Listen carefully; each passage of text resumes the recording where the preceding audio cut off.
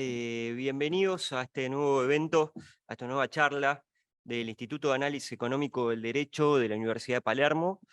En este evento, en esta charla, más bien, vamos a analizar algunas cuestiones relativas a el rol de las empresas, principalmente en lo vinculado con la sostenibilidad y a partir de ahí en lo que involucra el cambio climático, ¿no? El día de hoy nos acompaña Claudio Iglesias de Arriba y Nicolás Jerkovic. Ahora lo vamos a conocer un poco más a ellos en particular.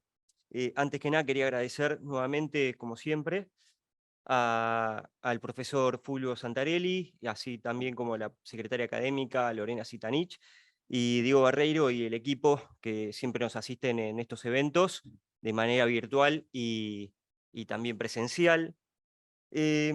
Bueno, el tema que nos involucra hoy, un poco cuando lo pensaba acerca de los temas que vamos a charlar hoy, me acordaba de un libro de Lorenzetti, precisamente sobre el tema de daño ambiental, que reflejaba él comentaba en un aspecto que en el rol de las empresas, tradicionalmente, eh, no se estudiaba esto históricamente desde el derecho, en su vinculación con la sostenibilidad, con el medio ambiente.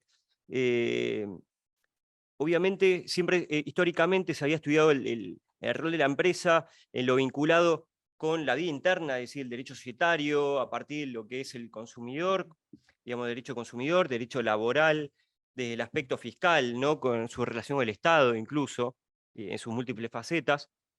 Pero el vínculo con el medio ambiente y la consecuencia que tiene el medio ambiente con el cambio climático es una cuestión ya un poco más nueva, entre comillas, en el derecho argentino. Ahora sí, siempre se tomó en cuenta que este daño ambiental, este costo ambiental, se trasladaba tradicionalmente hacia la sociedad, y la idea, y a partir de varios estudios, es generar los incentivos a través de distintas herramientas de control o de mercado para que las empresas internalicen ese costo ambiental. Esto hablamos en conceptos económicos de externalidades negativas, ¿no? Entonces, la idea es lograr a través, bueno, esto lo decía muy bien el premio Nobel de Economía, Coase, que es básicamente que lograr a través de distintos instrumentos que las empresas internalicen ese costo ambiental y que no lo trasladen hacia las sociedades. Eso es, a grandes rasgos y muy pocas palabras, lo que tiene que ver con esta charla en principio, ¿no? Así que bueno, en primer lugar, vamos a dar lugar a Claudio Iglesias de Arriba, que es abogado, docente de Derecho Ambiental de grado y de posgrado de la Universidad Nacional de José de Paz, de Argentina. Obtuvo una maestría en Derecho de Economía del Cambio Climático en Flaxo, Argentina. Es doctor en Sociología. Ha sido representante en la Argentina para los programas de impacto y redes de la Organización Internacional del Derecho para el Desarrollo, IDLO, de Roma, Italia. Y bueno, Claudio, te damos la palabra.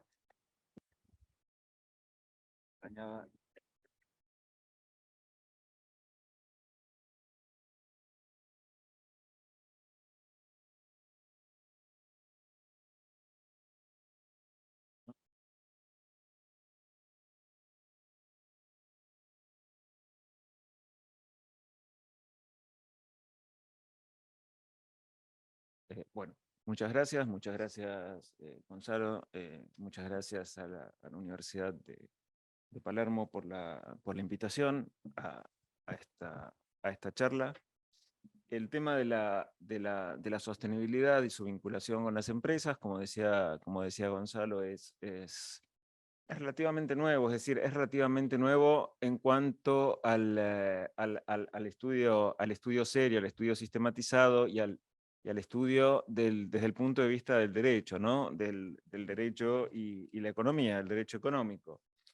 Nosotros de lo que vamos a hablar hoy, en primer término, es de un tema que está íntimamente vinculado a él, que es el impacto del etiquetado de eficiencia energética sobre los consumidores sobre la actividad del consumo, sobre los consumidores para enfrentar la crisis climática. La crisis climática es una de las muy variadas formas, hoy en día la que más se ha estudiado, de la crisis ambiental, de las distintas crisis ambientales.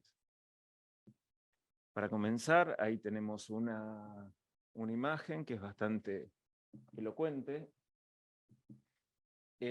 Lo que se ve en primer lugar es, bueno, perdón, son 800. Lo que pasa es que me está mostrando la... Habría que modificar esto, claro. Me sigue, a pesar de que compartir, claro.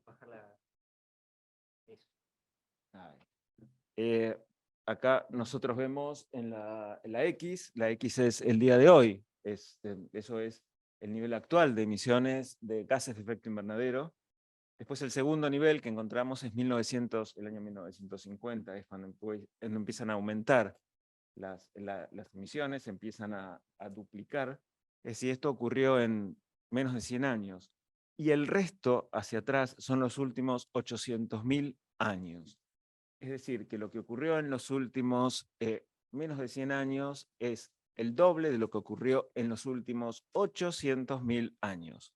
Con la diferencia de que esto que vemos en los últimos 70, 60 años, es producto de la actividad humana, ¿no? Y bueno, lo que ocurrió en los últimos 800.000 años no, es producto de la actividad de la naturaleza. Bueno, esto es una muestra que tomé yo ayer, cuando estaba preparando esta presentación. Es la tendencia mensual de emisiones de dióxido de carbono. Se puede tomar de dióxido de carbono, de metano, de cualquiera de los gases de efecto invernadero, del observatorio de Mauna Loa, Hawái. Ahí les dejo el link para que ustedes lo puedan hacer. También es muy sencillo. Ustedes buscan cuál es el gas que quieren saber, a qué nivel está. Es una muestra diaria que pueden tomar, y ahí toman mensual, anual, pueden comparar entre un año y otro.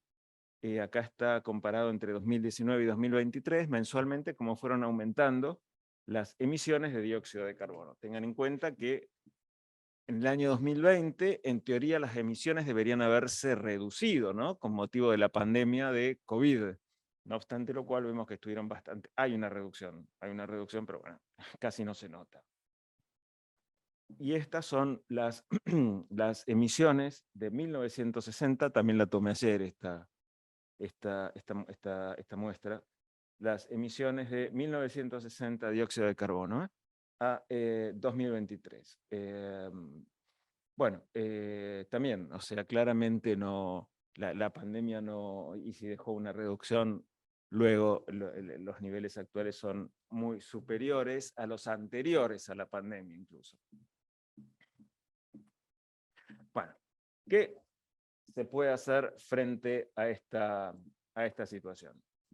A ver, yo tengo que cerrar esto.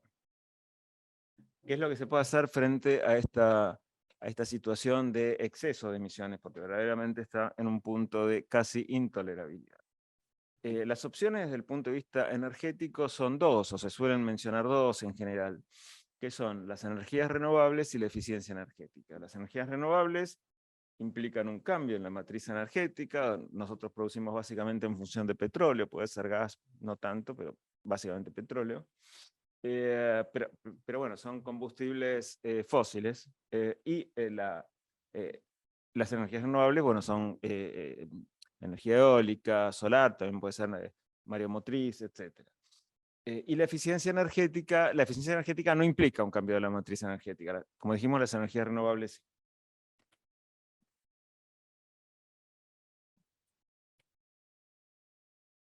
Bueno, antes que nada, yo quería destacar dos conceptos que en realidad son distintos: la eficiencia energética y la pobreza energética. Cuando se habla de eficiencia energética se suele mencionar ambos, en realidad no es correcto.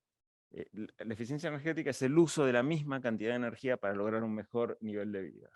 La pobreza energética es el uso de una menor cantidad de energía para lograr el mismo nivel de vida. Pobreza energética es lo que están sufriendo muchos países de Europa hoy en día con motivo de la guerra entre Rusia y Ucrania, que se les fue el combustible, el gas se les fue al doble de precio.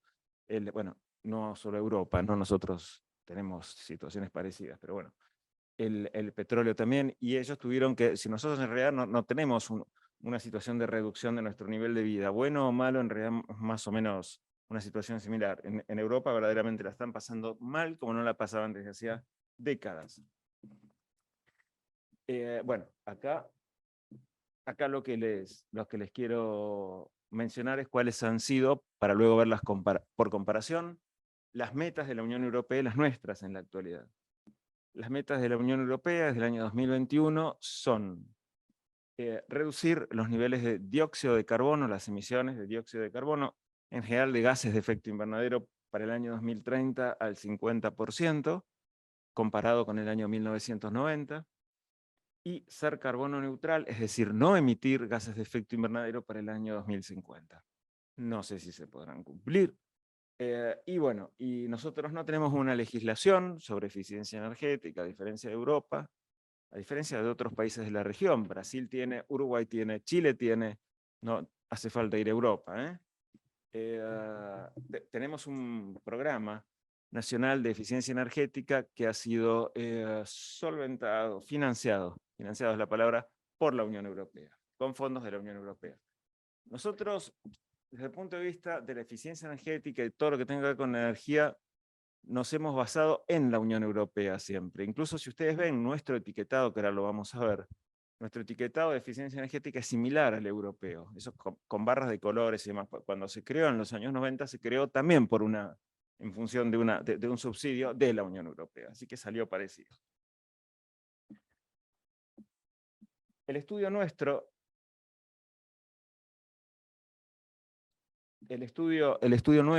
que se realizó en el año 2021, tiene como marco teórico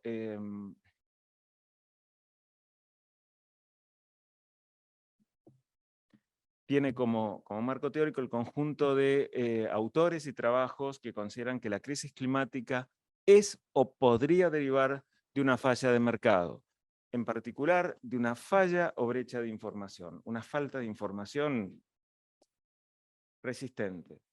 Dentro de las soluciones que proponen estos autores se encuentra el etiquetado obligatorio de productos en combinación con en conjunto con otros instrumentos económicos o obligatorios. Bueno, y algunos autores, la gran mayoría, principalmente autores de economía, encuentran que existe una mayor disposición a pagar, o una disposición a pagar un precio mayor, un sobreprecio, un precio premium, con relación a productos, para productos de mayor eficiencia energética, de aquellos consumidores que quieren, digamos, beneficiar el medio ambiente o que quieren combatir el cambio climático, o bien, como ya habitualmente lo sabemos, de aquellos consumidores que individualmente consideran que pueden reducir el consumo de energía pagando por este tipo de productos.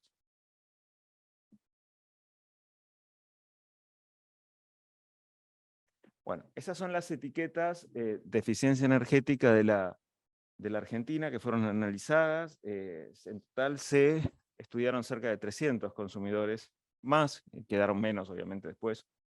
La muestra se tomó en la ciudad de Buenos Aires. La primera es la etiqueta de refrigeradores, la segunda de lavarropas, la tercera la de acondicionadores de aire, muy similares a las etiquetas de la Unión Europea.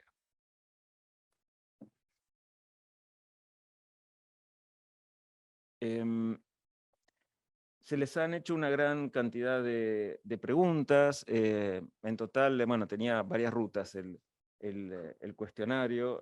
Algunos respondieron un total de 22, 23 preguntas, otro con 16 preguntas ya fue suficiente. Pero bueno, más que pregunta fue un cuestionario, podríamos decir. La primera de ellas fue, la primera no, bueno, a ver, más allá de las preguntas socioeconómicas habituales, se buscó conocer principalmente si conocían y en qué profundidad la problemática del cambio climático, como una forma de medir también su relación con la problemática ambiental.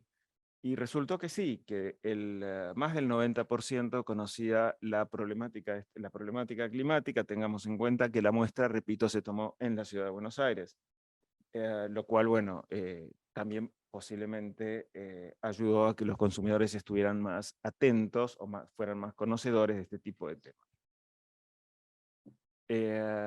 Se encontró que la edad, el aumento de la edad, y esto lo digo exclusivamente respecto de la muestra que nosotros tomamos, podía generar una brecha de información, una brecha de conocimiento. Así en el primer gráfico, yo les puse gráficos simplemente para... originalmente esto hacía referencia a los gráficos de nuestra investigación, directamente no tiene sentido porque yo no estoy haciendo el link a la investigación, quien lo necesite se lo doy, no hay ningún inconveniente. El primer gráfico indica claramente, muestra de manera descendiente, que a medida que aumenta la edad de los consumidores encuestados, disminuye su conocimiento del problema del cambio climático, salvo en la anteúltima barra, en la barra de 50 a 64 años. En ese caso hay un aumento, hay un mayor conocimiento de la problemática climática. Eso es el resultado que nos dio nosotros. Ensayamos distintas explicaciones. Bueno, tengamos en cuenta que la muestra que analizamos nosotros es una muestra relativamente chica. El segundo gráfico, analizamos la percepción de la claridad de la información contenida en las etiquetas de eficiencia energética. Y vemos que, a diferencia de lo que ocurría en el primer gráfico, a medida que aumenta la edad de los consumidores, les resultaba más clara la información contenida en las etiquetas. Acá consideramos que a lo mejor era posible que tenían una mayor experiencia en el uso del etiquetado y por eso les resultaba más fácil. En ambos gráficos se observa que la última barra hay una caída considerable del conocimiento, tanto del problema del cambio climático como de la claridad, como de la percepción de la claridad del etiquetado. Estos son las personas de 65 años o más. Repito, es una muestra chica, con lo cual, bueno, tiene el defecto de toda muestra chica. Bueno, analizando, conjugando variables, consideramos que cuando se les preguntó, cuando se buscó saber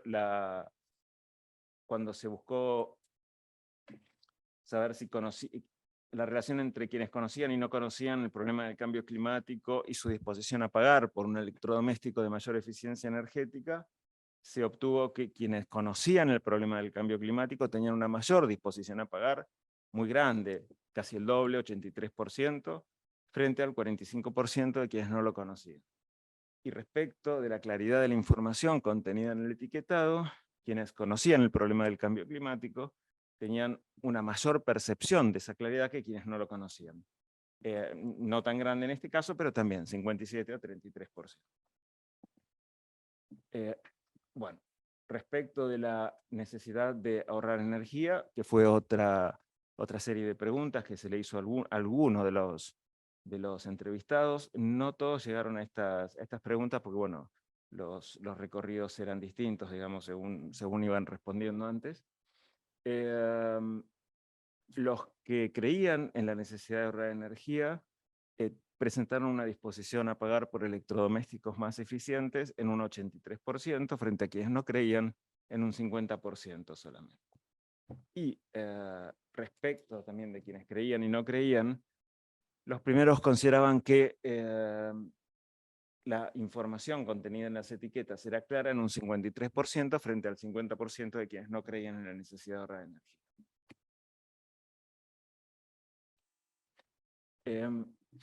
Bueno, en general, cuando se les preguntó, esta es una pregunta que se le hizo a todos, si conocían el sistema de etiquetado de artefactos eléctricos de Argentina, el 53% respondió que sí, el 46% que no, casi el 47%.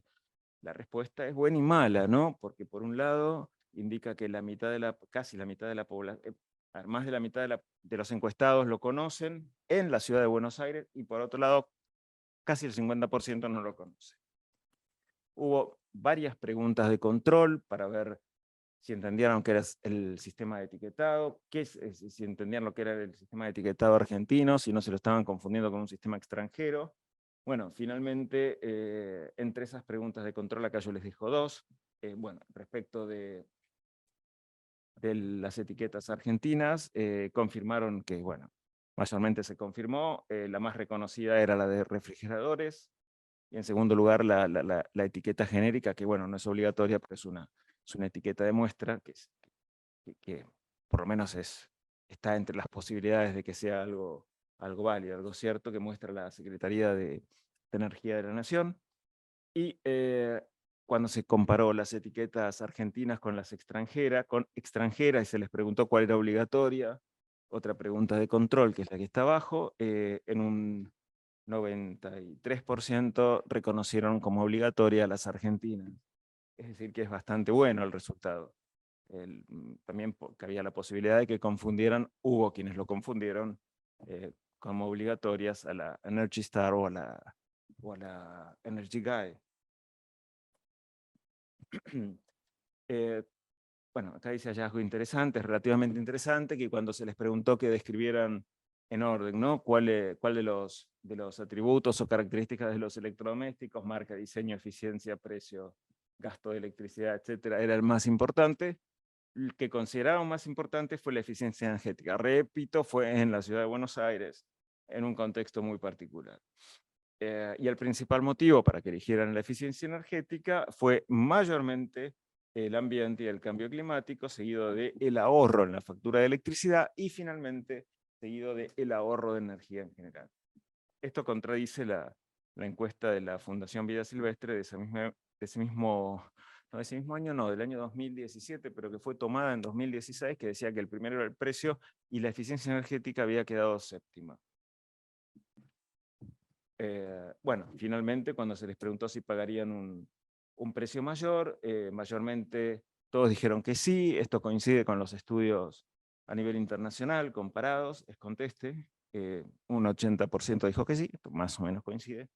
Y respecto de cuánto pagarían con relación al precio de mercado por un electrodoméstico en beneficio del ambiente para combatir el cambio climático, esto para llegar a un número, ¿no? Algo, digamos, más concreto, el 27%, casi el 28% dijo que pagaría hasta un 15%. Bueno, seguido de quienes pagarían hasta un 10%, etc. O sea, sería un 10 y un 15%. Bueno, estos son dos estudios respecto del etiquetado europeo. Yo decía que el etiquetado europeo, es más, arriba lo tienen, es muy parecido, era muy parecido al nuestro. Ahí hay un experimento de 2015 realizado por Wacher y otros autores en Alemania, donde los consumidores, a pesar de que tenían años y años de experiencia en el uso del etiquetado, en el conocimiento y en la aplicación del etiquetado energético, seguían confundiendo el gasto de energía con la eficiencia energética. Cuando se les pidió que eligieran la etiqueta de esas dos etiquetas, cuál de ellas correspondía a un artefacto que gastaba menos energía, eligieron la segunda, que es A++, en lugar de la primera, que es B. Porque evidentemente se dejaron guiar por las bandas de colores que indican que efectivamente la segunda es la más eficiente. No obstante, la segunda tiene un gasto de 201, si bien digo, tiene 201 kilovatios al año, kilovatios hora al año. Y la primera tiene un gasto de energía, aunque sea B, digamos, poco eficiente, pero bueno, es un aparato más chico, es un aparato más nuevo, es un aparato de otro tipo, solamente 72 kilovatios al año. Bueno, diversas encuestas, yo ahí les puse una y se las cité, el trabajo de Wacher también se lo cité. Diversas encuestas de la Unión Europea, y yo cité la del año 2019, pero hay muchísimas. Indican que los consumidores, bueno, la del 2019, el 79% dijo que el etiquetado tenía influencia en su decisión de compra y el 93% lo reconoció sabiendo qué era, ¿no? Sin embargo, ya en 2017, la Unión Europea, por resolución 1369-2017, cambió el sistema de etiquetado a un sistema mucho más sencillo. Ya no tiene más A más, o sea, ya no va, ahora va de la A a la G. Bueno, como conclusiones generales de este estudio, podríamos decir que el análisis de los consumidores de la Ciudad de Buenos Aires permitió, primero, encontrar consumidores que podríamos llamar éticos, responsables. Hay algunos autores que hablan de consumidores políticos, nosotros no, bueno, por ahí consumidor político encontramos algunas definiciones que son aquellos que activamente buscan bajar los precios y demás, o están más involucrados, digamos, en las operaciones no, nosotros simplemente nos limitamos a considerar que hay quienes activa o pasivamente están interesados en la protección del ambiente o en la mitigación del cambio climático. Permitió examinar dos características de estos consumidores, nuestro trabajo, que son que se encuentran informados del problema del cambio climático y que se encuentran interesados en su resolución. Dos características. Finalmente, permitió mostrar cómo utilizan las etiquetas de eficiencia energética estos consumidores. Perdón, son las etiquetas de eficiencia energética. Bueno, ¿por qué se encuentran informados? Acá nosotros lo decimos cuantitativamente. Conocían el problema del cambio climático en un 91%, conocían la relación con el consumo de energía en un 47%. Quienes lo conocían percibían con mayor claridad un 57%, a las etiquetas, digamos, el contenido, de quienes no lo conocían, que lo percibían en un 35%. Por otro lado, ¿por qué decimos que se encontraban interesados? Bueno, porque quienes conocían el problema del cambio climático tenían una mayor disposición a pagar, 83%, que quienes no lo conocían. Quienes estaban interesados en ahorrar energía, en un 88%, a su vez presentaban también una mayor disposición a pagar, 83%, que quienes no creían en el ahorro de energía. Se encontró también una brecha de información relativa al conocimiento de la problemática del cambio climático y relativa a la información que transmiten las etiquetas de eficiencia energética. Esta brecha de información es particularmente grave en las personas mayores de 65 años. Y esta conclusión para mí es la más importante. Es particularmente grave, digamos, la brecha de información, porque justamente la finalidad de las etiquetas energéticas es paliar o subsanar brechas de información o información asimétrica en el mercado. Finalmente, acá les dejo la comparación entre la vieja y la nueva etiqueta de eficiencia energética de la Unión Europea. La nueva etiqueta tiene un código QR que con el celular permite acceder a una base de todos los productos de la Unión Europea, que son miles, que se llama EPREL. Está reescalada, ya no existe más la escala anterior, A más o A triple más, digamos a D, ahora es A a G, y bueno, los productos comienzan todos en C, no hay más productos A o B, y bueno, los A más, todos no existe más. El consumo de energía está por un método más refinado. Las etiquetas son multilingües, no varían de un país a otro. Si ustedes se fijan, el segundo modelo tiene solamente kilowatts al año en latín. La capacidad, bueno, expresada en litros, esto es una heladera, obviamente, con solo la L. Y bueno, el nivel de ruido antes estaba expresado en decibeles, que esto, que el otro. Bueno, ahora está expresado en A, B, C o D. A es el mejor, D es el peor. Bueno, con esto yo llegué al final. No sé si si alguien tiene alguna duda. Muchas gracias, Claudio. Muy interesante. Tengo algunas preguntas anotadas. Por ahí esperamos al final para hacértelas. Bueno, a continuación va a exponer Nicolás Kerkovic, contador público, máster en Derecho y Economía del Cambio Climático. Tiene varios acá títulos. Consultor en gestión sostenible, básicamente, cofundador de Ecosos, director del Comité de Sustentabilidad y miembro de la Comisión Directiva del Instituto de Auditores Internos de Argentina. Trabaja con temas de sostenibilidad en el ámbito académico, institucional y profesional, y ha sido contratado por el BID para el desarrollo de guías sectoriales de ESG y otras consultorías en relación a finanzas sostenibles. Con ustedes, Nicolás, muchas gracias.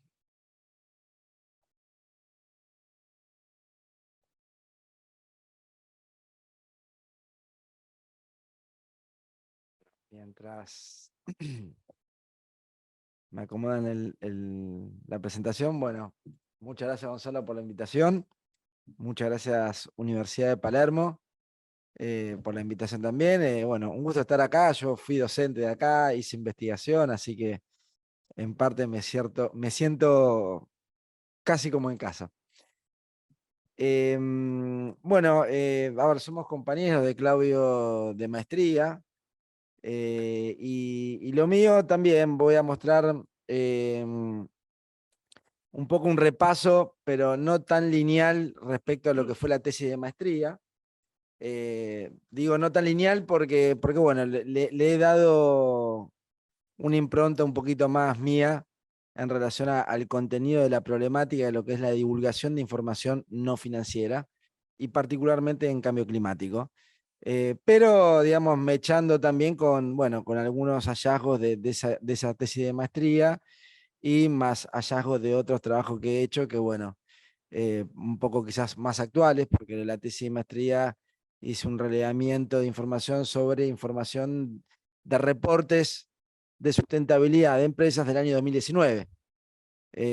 ¿No? Entonces, la verdad que esto año a año crece mucho, pero bueno, tengo una actualización con otra mirada, pero muy parecida, de reportes del año 2021 por otro trabajo de consultoría que tuve que hacer. Entonces, bueno, vamos a ir un poquito con eso, mechando y jugando y tratando de explicar qué es esto de la divulgación de información no financiera. Y como estamos acá en el marco del derecho, sin ser abogados, soy contador, somos primos hermanos, traté un poco también de, en la primera slide, enmarcarlo, digamos, dentro del ámbito del derecho de esto que vamos a hablar, ¿no? Para tratar un poco de ayudar o empatizar con la audiencia de los abogados, para los que sean abogados. Bueno, ¿de qué estamos hablando? Ah, bien, gracias. Bueno, primero el temario, vamos a hablar primero un poquito de vocabulario para alinearnos, para hacer un poquito más de sintonía fina de vocabulario principal. Después vamos a hablar de contexto, ¿no? De por qué estamos hablando del tema que estoy hablando, de divulgación de información no financiera sobre el cambio climático, palabras muy largas, así que probablemente se me trae la lengua. Después vamos a hablar un poquito de cambio climático muy brevemente, pero creo que Claudio ahí un poquito, por suerte, ya hizo una introducción, así que probablemente ahí pasemos más rápido. Y después sí, ya a partir de eso, bueno, vamos a hablar de lo que es la divulgación en sí misma de información por parte de las empresas en temas climáticos. Y por último, el caso argentino, ¿no? Porque obviamente todo lo anterior va a ser más contextual, más a nivel internacional, qué es lo que está pasando, y después, bueno, ver cómo esto se está viendo en Argentina, que fue parte de la información que voy a mostrar como resultado, es parte de los resultados que surgieron de la tesis de maestría. Entonces, vocabulario, primero, ¿no? Esto de lo que vamos a hablar tiene que ver con estas palabras, ¿no? Responsabilidad social, sustentabilidad, sostenibilidad. Y ahora se está tomando mucho protagonismo la palabra ASG, que son las siglas de Ambiente, Social y Gobierno, que en inglés se le dice ESG, ¿no? Que son las palabras en inglés. Cualquiera de estas palabras, a efectos de esta presentación, vamos a decir que estamos hablando de lo mismo. ¿Sí? Estamos hablando de esto de que las empresas deben empezar, o ya empezaron muchísimas, ¿no? A contemplar las implicancias del impacto ambiental y social que generan sus actividades de negocio. ¿Sí? La gestión básicamente del triple impacto, la gestión del impacto económico, social y ambiental. Entonces, sin distinguir temas técnicos entre una palabra y otra de responsabilidad social, sustentabilidad, etcétera, vamos a decir que es lo mismo, ¿sí? Porque justamente cuando uno escucha sobre estas cosas, se utilizan diferentes palabras y bueno, a veces esto marea, ¿no? Entonces acá lo vamos a simplificar y cualquiera de estas palabras significa lo mismo. Esto de lo que las empresas, en la nueva forma que tienen que empezar a operar las empresas con una mirada hacia el ambiente y la sociedad. Abajo lo que le decía, ¿no? Que significa el ASG, ESG por sus siglas en inglés. ESG, destaco que el ESG aparece muchísimo, ¿no? Empieza a tomar mucho protagonismo de la mano de los inversores, ¿no? Los inversores internacionales que exigen a las empresas información, quieren saber sobre cómo una empresa está gestionando los riesgos ambientales y sociales. Y después, reporte de sostenibilidad, reporte de sustentabilidad, reporte ASG, ESG, divulgación de información no financiera también. Vamos a decir que es lo mismo, ¿no? más allá de distinciones técnicas. Esto de lo que las empresas deben empezar a comunicar a través de reportes bajo normas internacionales, ¿no? Justamente para transparentar, ¿no? Y en un carácter rendición de cuentas, cómo es su desempeño en términos sociales y ambientales, ¿sí? Así como existía siempre el balance contable, bueno, hasta el reporte de sustentabilidad que da información adicional, pero en relación a temas sociales y ambientales. De la misma manera que está el reporte de sostenibilidad, específicamente vamos a hablar sobre los reportes climáticos, que es lo mismo que lo anterior, pero con la especificidad del tema del cambio climático. Y después, bueno, obviamente los gases de efecto invernadero, que Claudio ya habló, ¿no? Que es el principal causante del cambio climático, ¿no? Las emisiones de gases de efecto invernadero a la atmósfera. Entonces, contexto. Como les decía, esto de lo que vamos a hablar entra dentro de lo que es el derecho societario, ¿no? Esto que regula a las empresas, y dentro del derecho societario el capítulo específico de gobernanza, ¿no? El tema del balance contable, ¿no? Entra en el capítulo de gobernanza. ¿En qué parte? En la parte de esto de la rendición de cuentas y transparencia, ¿no? Dentro de la gobernanza tenemos que hablar esto de la teoría de la agencia, ¿no? Que la teoría de la agencia justamente de lo que habla es esto de los mecanismos de gobierno corporativo que moderan la relación entre el propietario, dueño de los recursos, y a quien delega la administración de esos recursos. Y en una empresa, eso se ubica entre la relación entre los accionistas y el directorio, ¿no? El directorio es el que administra esos recursos y los accionistas son los propietarios. Entonces, como ahí hay conflictos de interés, ¿no? Justamente la teoría de la agencia habla de cómo gestionar esos conflictos de interés. Entonces, ahí se habla de mecanismos de gobierno corporativo, y en esos una de las herramientas es la rendición de cuentas, ¿no? Esto de el balance contable, que en temas de sustentabilidad tenemos que hablar de reportes de sostenibilidad, y en temas de cambio climático tenemos que hablar de reportes climáticos, ¿no? Y acá una particularidad en temas de gobernanza, ¿no? Está la perspectiva de los accionistas y la perspectiva de los grupos de interés. ¿Por qué esto es importante? Porque tradicionalmente los mecanismos de gobernanza y el derecho está regulado en función de una perspectiva hacia los accionistas, es esto de que el directorio, el que administra los recursos, se debe a los accionistas, ¿no? Se debe al mandato que le dan los accionistas, y en este sentido, ¿no? La teoría, la perspectiva de los accionistas habla de la maximización, y de una perspectiva económica, siempre la maximización de las utilidades para los accionistas, ¿sí? Porque son los accionistas los que eligen al directorio, y son los accionistas los que definen el mandato. Pero ¿qué es lo que está pasando? En un contexto, ¿no? Donde estamos hablando de un cambio de paradigma, el desarrollo sostenible del siglo XXI, aparece la perspectiva de los grupos de interés, en donde cualquier empresa y cualquier organización no solo se debe a los propietarios, a los accionistas, sino también a su grupo de interés, ¿no? Hoy cualquier empresa para operar necesita esa licencia social para que el negocio sea sostenible.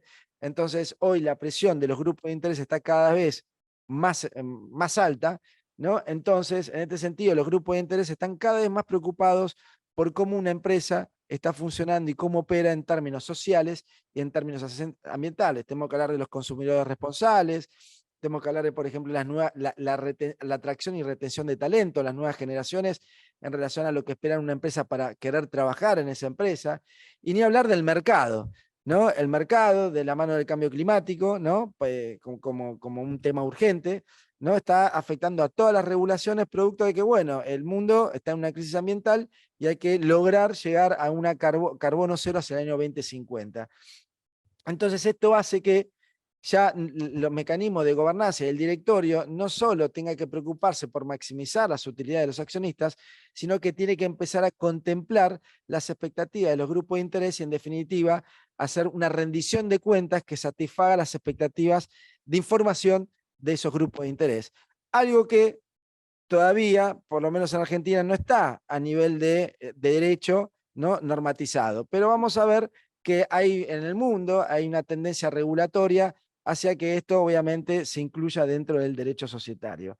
Entonces, rendición de cuentas, ¿no? ¿A quién y con qué herramienta? ¿A quién? Ya estamos hablando, ya no solo de los accionistas, sino a otro grupo de interés. ¿Y con qué herramienta? Bueno, estos reportes climáticos o reportes de sustentabilidad.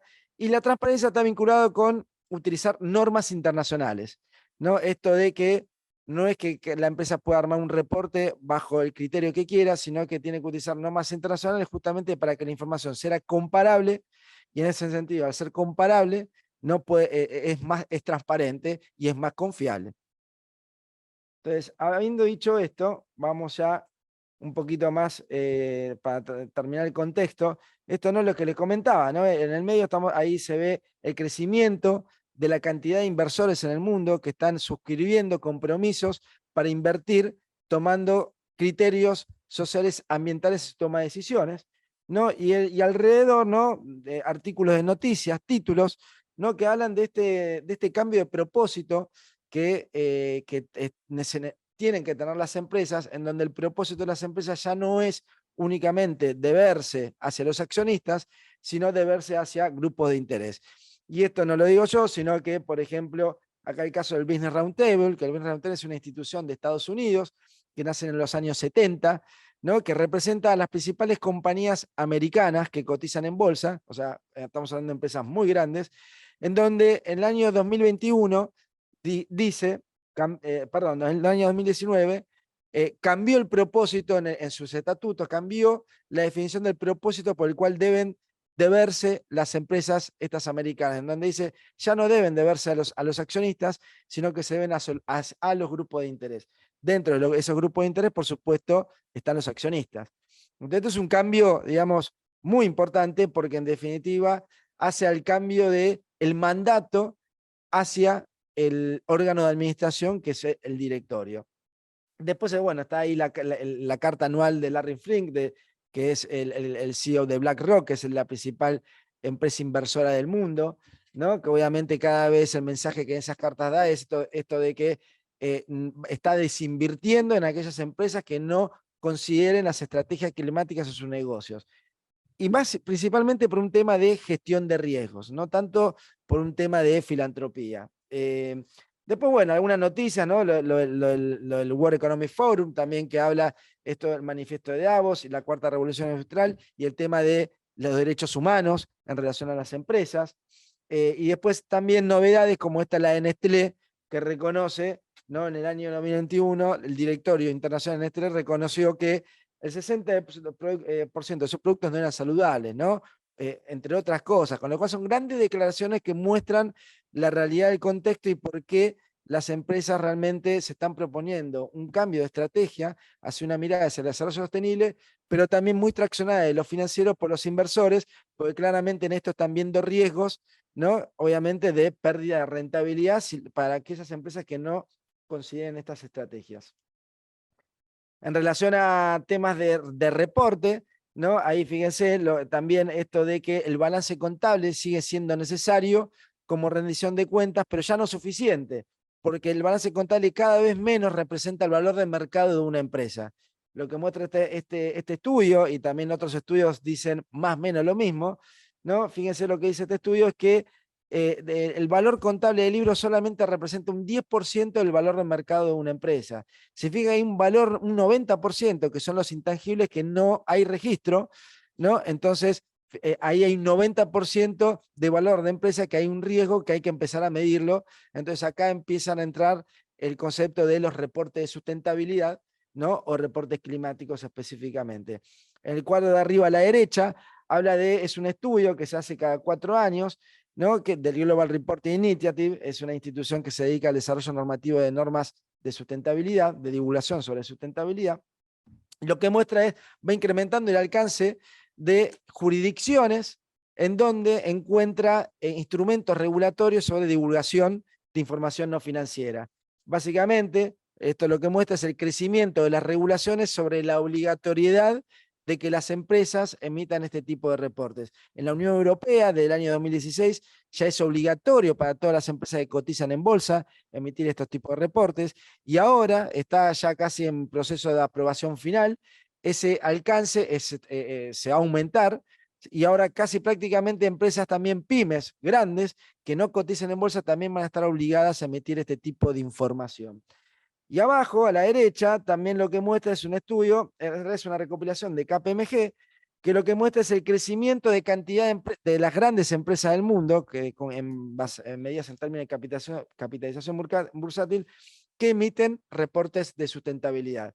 Lo que, en forma resumida, este estudio lo que muestra es que prácticamente ya al año 2020, casi la totalidad de las grandes empresas del mundo tienen esta práctica de rendición de cuentas. Y esto lo hacen no tanto por un tema regulatorio, sino por un tema de mercado y en forma voluntaria. Más allá de que, de vuelta, la tendencia regulatoria sea que esto sea obligatorio. Obviamente, cuando llega la obligatoriedad, es posible que estas empresas ya lo estaban haciendo desde antes. Entonces, ahora sí, bueno, dicho esto, la sustentabilidad es algo mucho más amplio. Dentro de la sustentabilidad tenemos que hablar del cambio climático.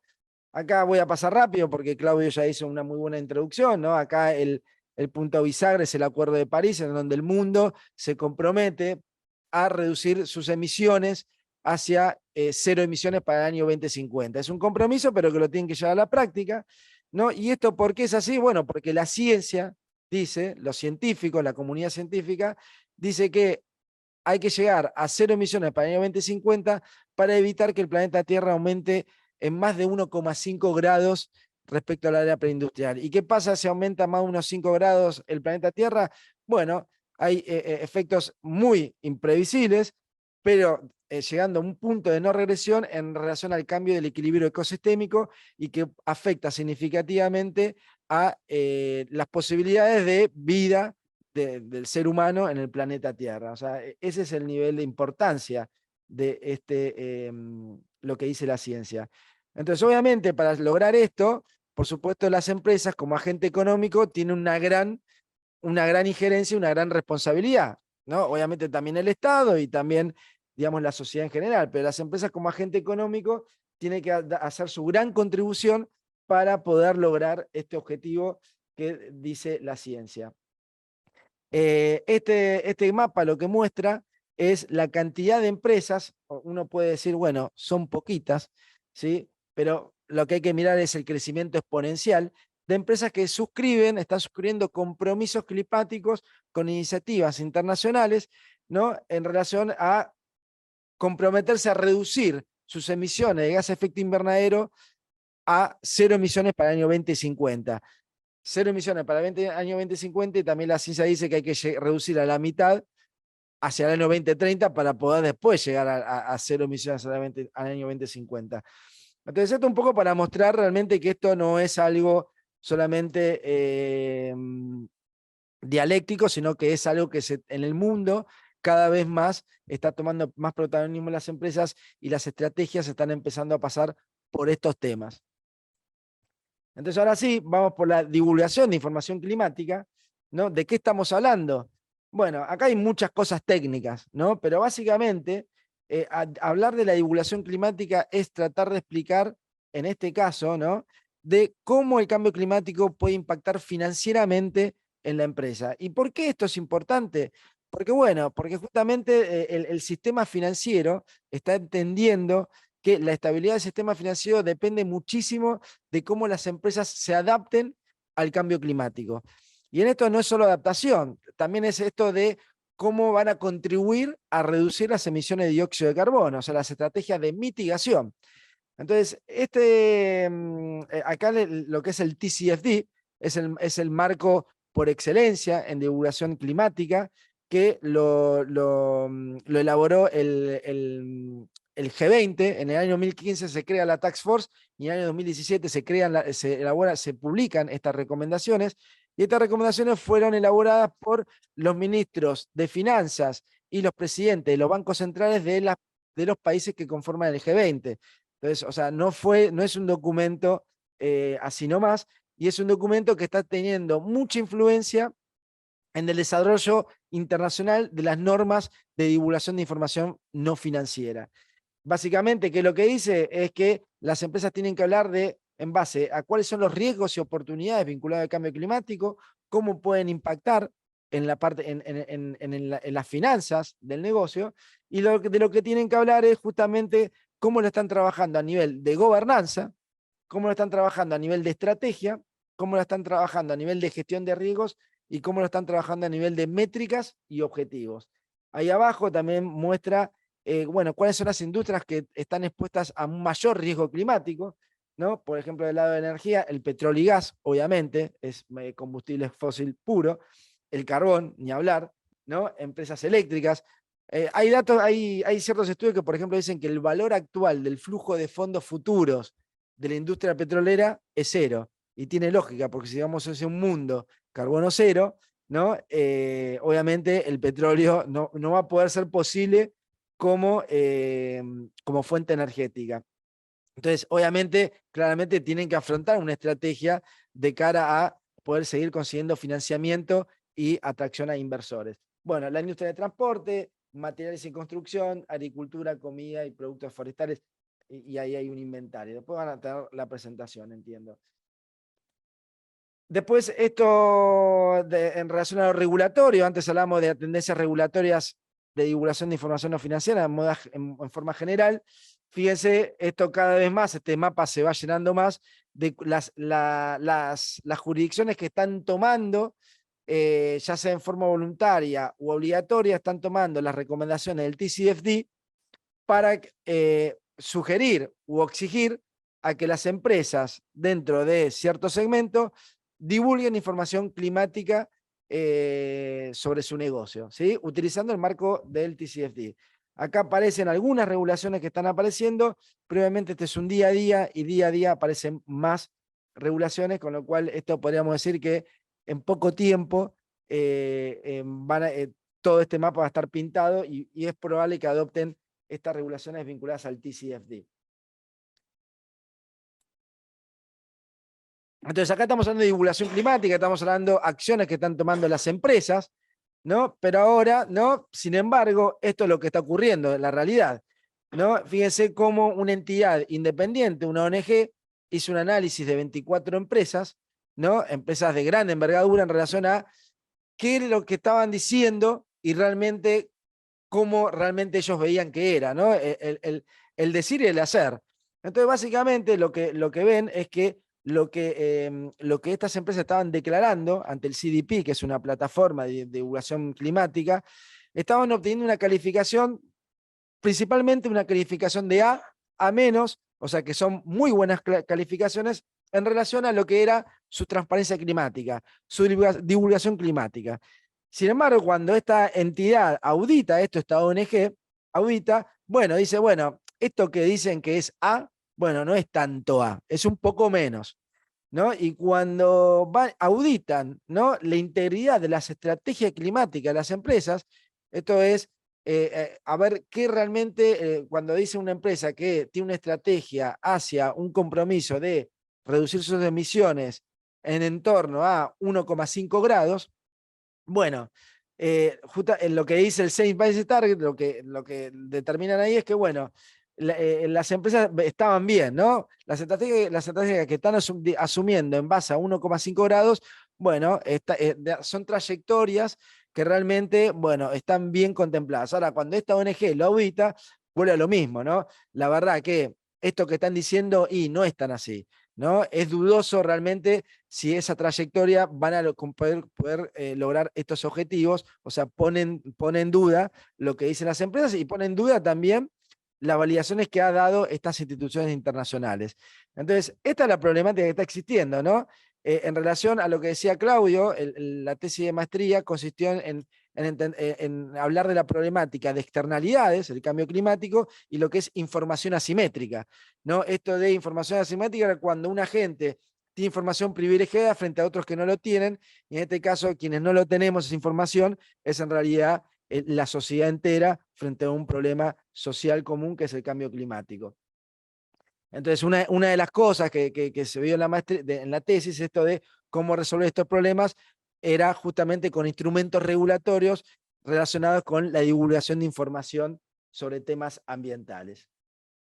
Entonces, ya para cerrar, el caso argentino, ¿no? ¿Cómo estamos frente a esto en Argentina?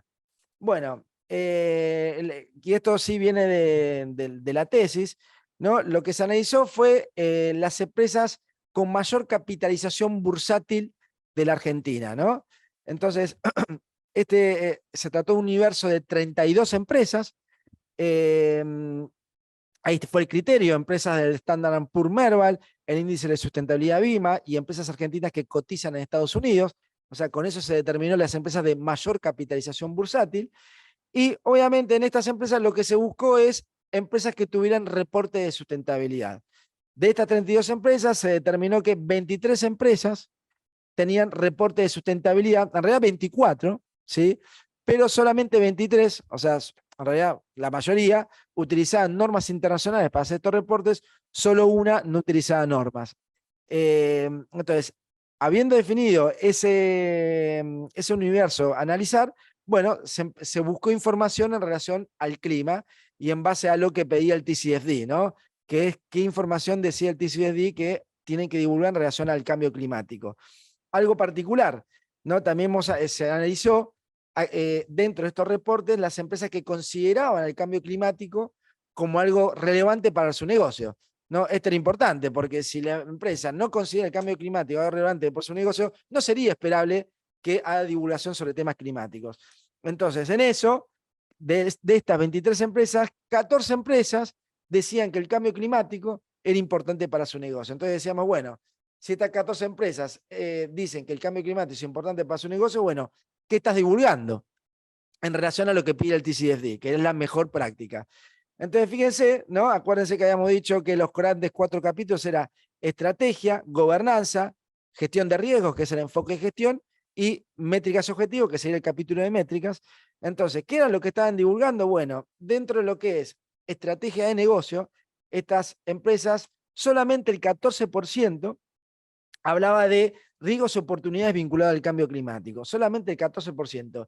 Y ninguna empresa mencionaba estrategias de negocio vinculadas a escenarios climáticos de 1,5 o 2 grados, ¿no? O sea, eso habla un poco de, bueno, de entendimiento, bueno, ¿tenés una estrategia o no la tenés? Y si la tenés, ¿realmente está alineada a lo que dice la ciencia, que tenés que hacer una estrategia de descarbonización basada para lograr evitar el incremento de la temperatura en 1,5? Bueno, ninguna empresa en realidad mencionaba ninguna estrategia, a pesar de que decía el cambio climático y los gases de efecto invernadero eran importantes para su negocio.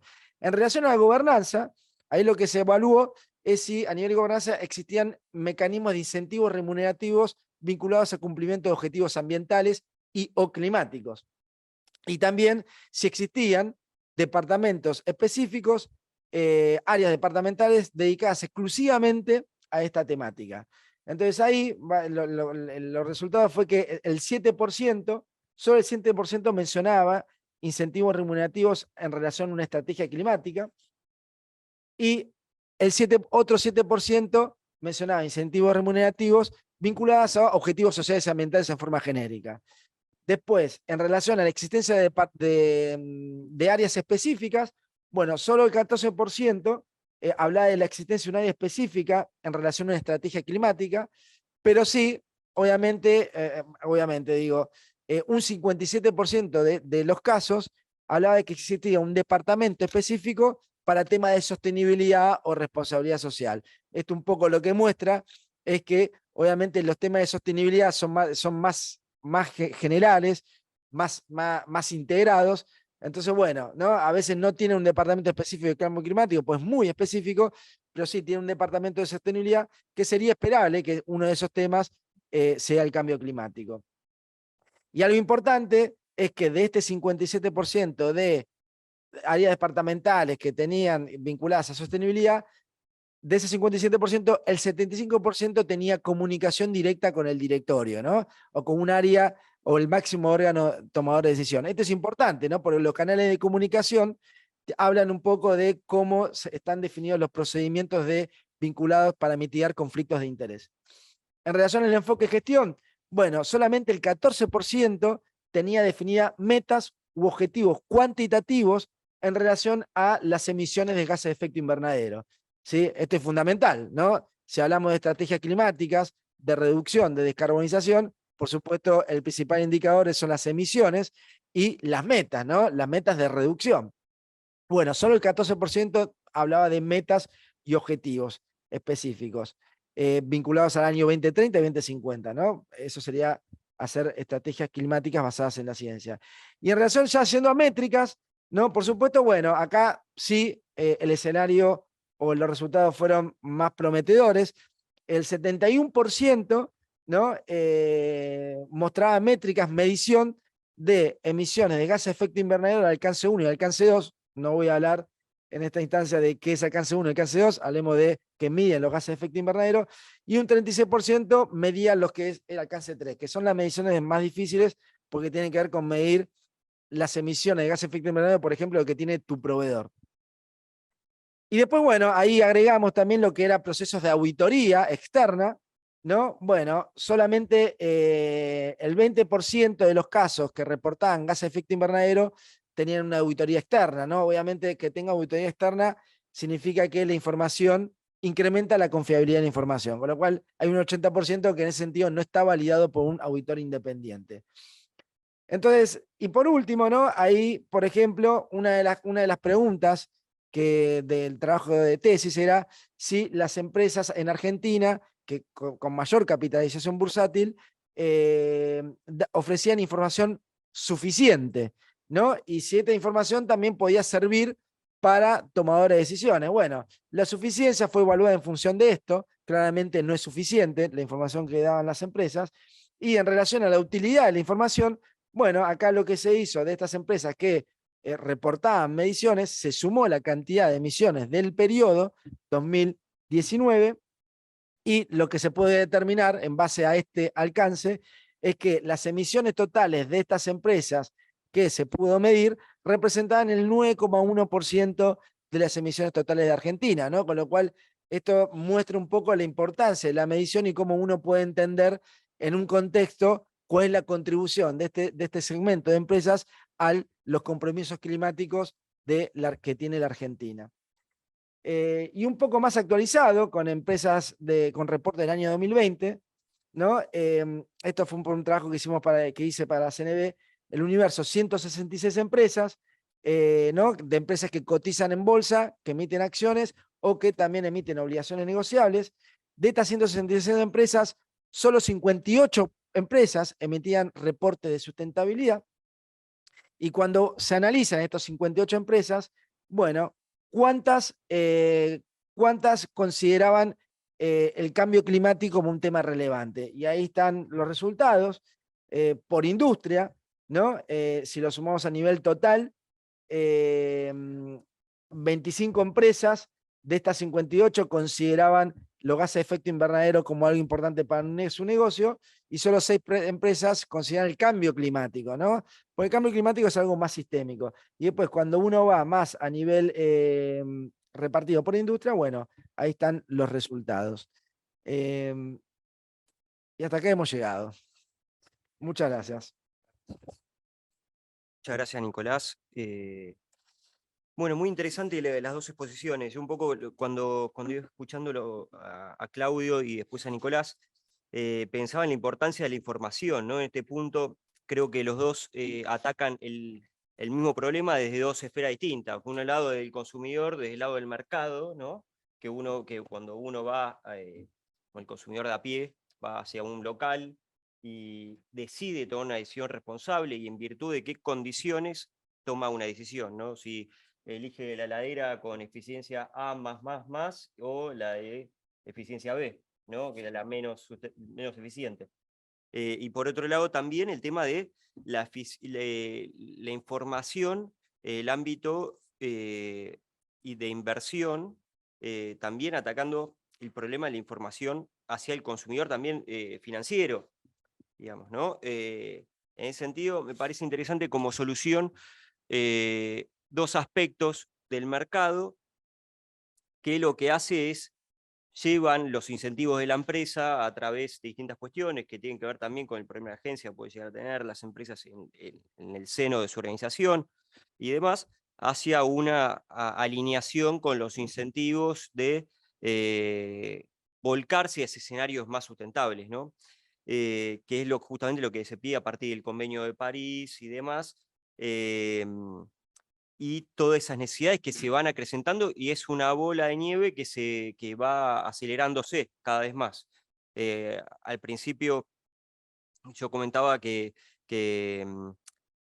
esto es una cuestión que se venía estudiando de una parte más nueva desde el derecho siempre consideramos que viene después, ¿no? Siempre llega un poco más tarde, y que tradicionalmente se estudiaba el derecho desde las empresas, desde el ámbito societario, laboral, desde el consumidor, y lo interesante de esta, bueno, obviamente que esto se fue acelerando.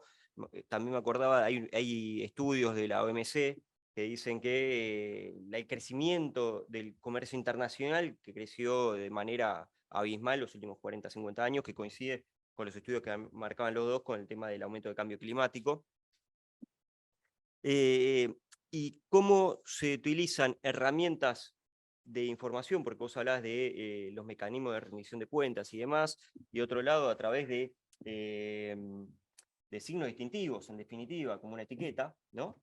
A través de institutos o herramientas ya conocidas, se utiliza alineamiento a las empresas hacia escenarios sostenibles, sustentables o amigables con el medio ambiente.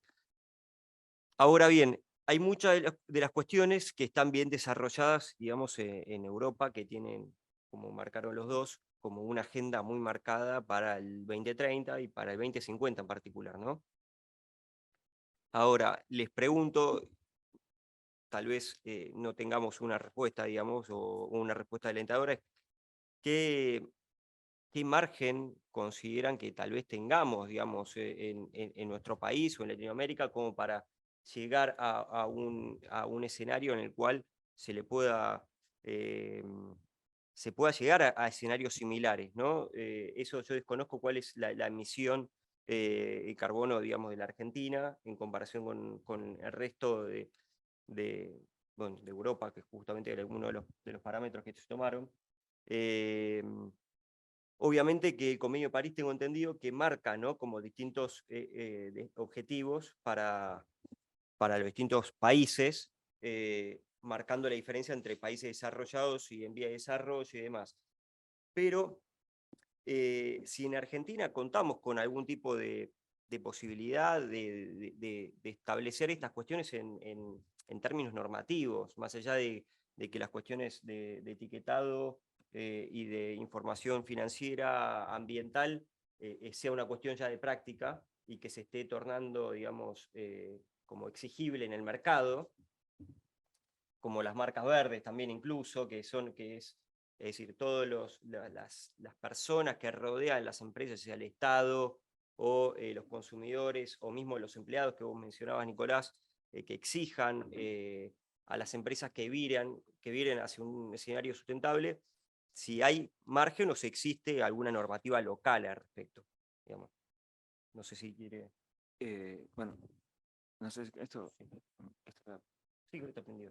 Bueno, respecto en particular del tema del etiquetado de eficiencia energética obligatorio, en la Argentina, bueno, rige desde hace el año 99 como obligatorio, digamos, para la mayoría de los electrodomésticos, y respecto de la ley de eficiencia energética, como una ley que crea un organismo separado, instituciones de control, que promueve el estudio de la eficiencia energética a nivel de los colegios, planes, programas, proyectos, etcétera, la reducción de las emisiones y demás, bueno, está en el Congreso, no es algo que no sé si va a salir o no, pero bueno, no creo que sea una prioridad.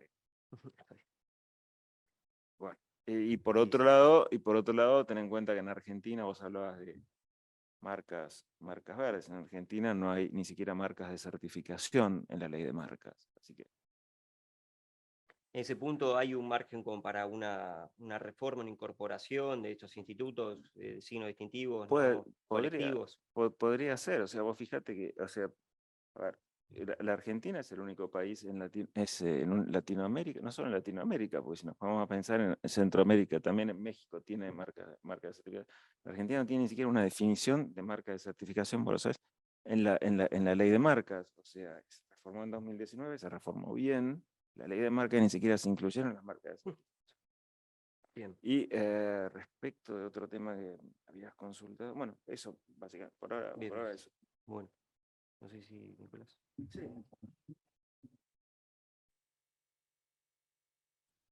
No, estaba consultando porque no me acordaba el nombre exactamente porque nada, hay algo interesante. En relación también al derecho societario. A ver, ¿hay margen en Argentina? Y también dijiste Latinoamérica. A ver, en temas regulatorios, esto, que es divulgación de información no financiera, está creciendo muchísimo. Como yo le decía ahí, en Europa, bueno, esto ya, para mí Europa siempre en ese sentido es la buena práctica regulatoria a nivel mundial. Hay que ver ahí el Pacto Verde Europeo, que muestra un poco cuál es la estrategia de reforma en toda Europa. Y bueno, de la mano de Europa, inevitablemente, el incremento de transparencia de esas empresas inevitablemente hace que tengan que hablar de la transparencia en su cadena de abastecimiento también. Entonces, como región, nosotros que proveedores de materia prima, entramos en ese efecto derrame. Entonces, por temas de mercado, esto se está volviendo muy exigente. Por otro lado, también por tema de inversiones. Obviamente siempre la Argentina siempre es el caso aparte, ¿no? Pero descontaminémonos del contexto.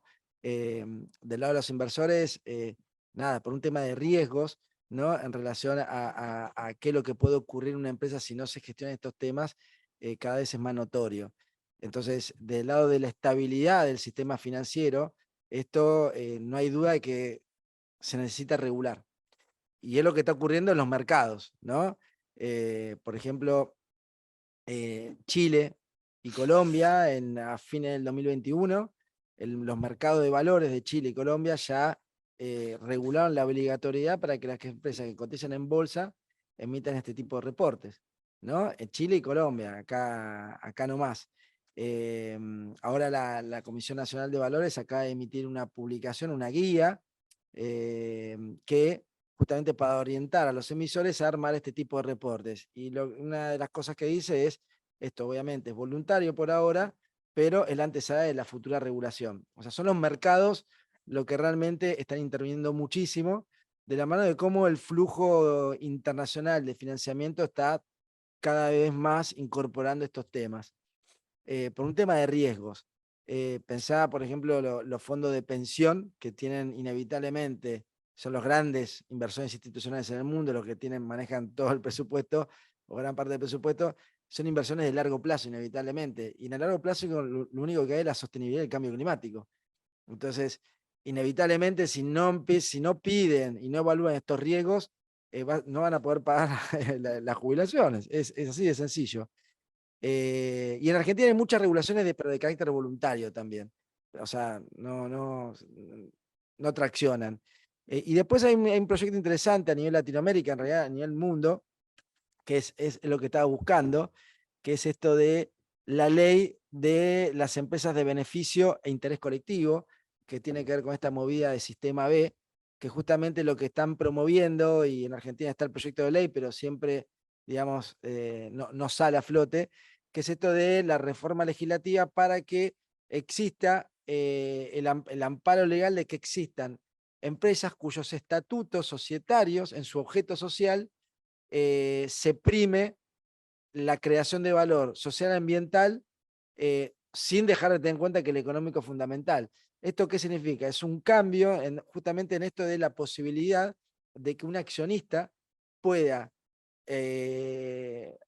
digamos, reclamar legalmente al directorio el hecho de que no ha creado valor social y ambiental. Hoy por hoy, la legislación en este sentido societaria está volcada solamente al accionista de una perspectiva económica.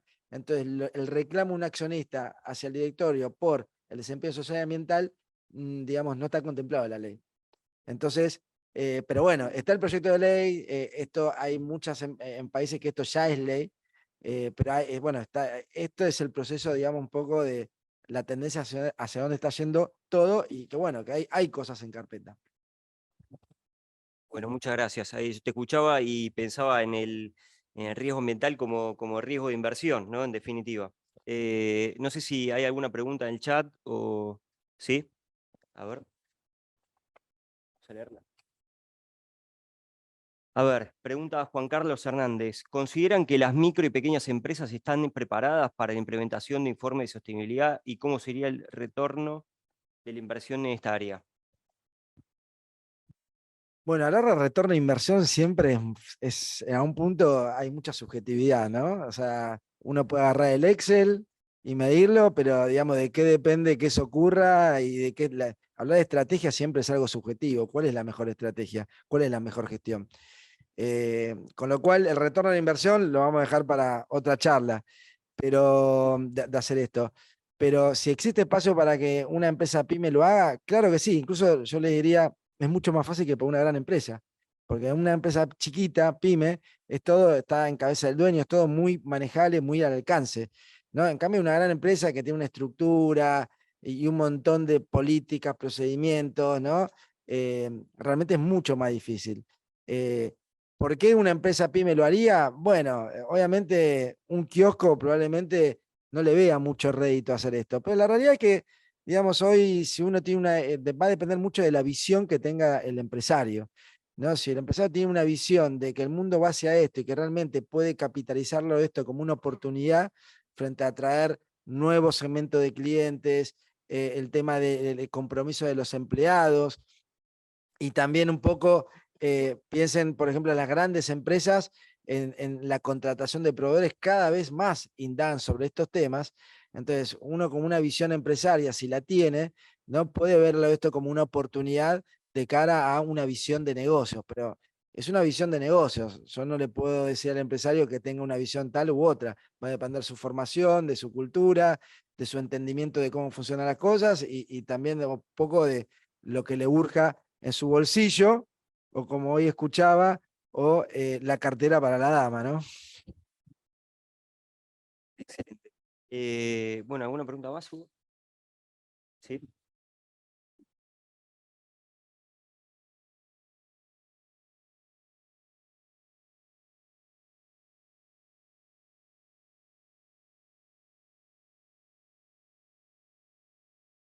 Juan Carlos, ¿no?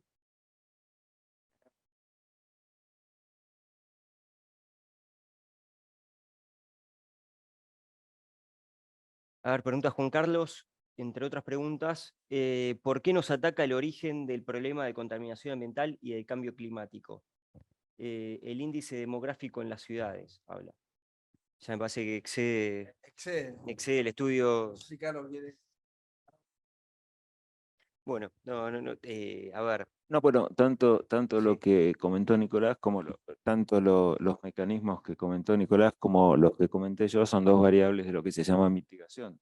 La mitigación es la forma de atacar vía prevención, a diferencia de la adaptación, ¿no? Que es vía, oh, estamos inundados, ¿qué hacemos? Pero bueno, todo lo que es mitigación es eso, cómo se ataca de antemano y cómo se ataca de manera global, que es lo que pregunta ahí la persona. excelente. Bueno,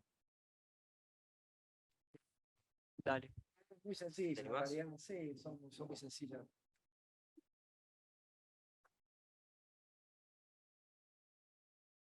A ver, esta quizá, no sé, Claudio, si tienes algún comentario para hacer. Pregunta, ¿observan iniciativas o preocupación en la búsqueda de ahorro y eficiencia de uso de energía en organismos públicos nacionales y provinciales? Bueno, hubo varias iniciativas desde el año 2007, con el decreto 140 de 2007, y que creó primero el programa de uso racional de la energía, PURE, después el PRONURE, uso racional y eficiente de la energía, que se caracterizaba principalmente por el recambio de lámparas incandescentes por lámparas. Bueno, sí, o sea, LED. LED, por lámparas LED, principalmente por eso, en edificios públicos comenzó, y después por lámparas de particulares. Y creo que los programas esos terminaron en el año 2017, si no me equivoco, creo, no estoy seguro, pero eran para edificios públicos y para particulares. Bueno, ahí también quizás lo que puedan después investigar un poquito es la red argentina de municipios contra el cambio climático, que ahí, bueno, es una red que hace rato está y convoca municipios y bueno, ahí están haciendo muchos trabajos vinculados a estos temas. Ahí quizás pueden encontrar información. Bueno, y acá preguntan, estas empresas en estudio, entiendo que se refieren a lo que yo hablé, estas empresas en estudio coinciden con integrantes de AmCham, la Cámara de Comercio Americana, porque AmCham es la que mayor presión ejerce sobre el gobierno y que mayor resistencia presenta a toda la política ambiental o de defensa del consumidor. Empresas con mayor capitalización bursátil. Después, si son miembros de AmCham o no, no lo sé.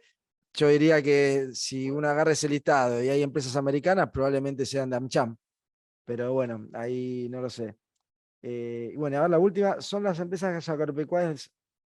¿Saben las empresas agropecuarias en los reportes de sustentabilidad cómo se encara el tema en Argentina a nivel general? No lo sé qué tanto tema en TAP están, pero bueno, es una realidad que esto es un tema, ¿no? Bastante novedoso y bueno, algunos estarán en tema y otros no. Igual el sector agro, ¿no? Está muy vinculado con el clima. Pero bueno, también ahí hay muchos temas, ¿no? Controversiales. Hay desde quienes dicen que el sector agro produce nitrógeno a grandes cantidades y hay quienes dicen que no. O sea, es como los dos extremos, como siempre.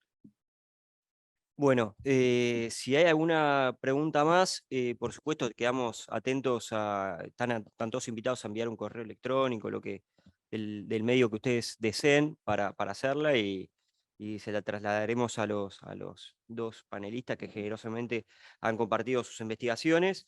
Y bueno, desde ya solamente queda agradecerle a Claudio Iglesias de Arriba y a Nicolás Jerkovic por la participación, por hacerse el tiempo para venir hasta acá y exponer toda su experiencia en ámbitos académicos que ya sabemos que tienen y en el ámbito de asesoramiento de empresas. Así que bueno, un placer enorme y los esperamos próximamente en nuevas charlas del Instituto de Análisis Económico del Derecho de esta Universidad de Palermo.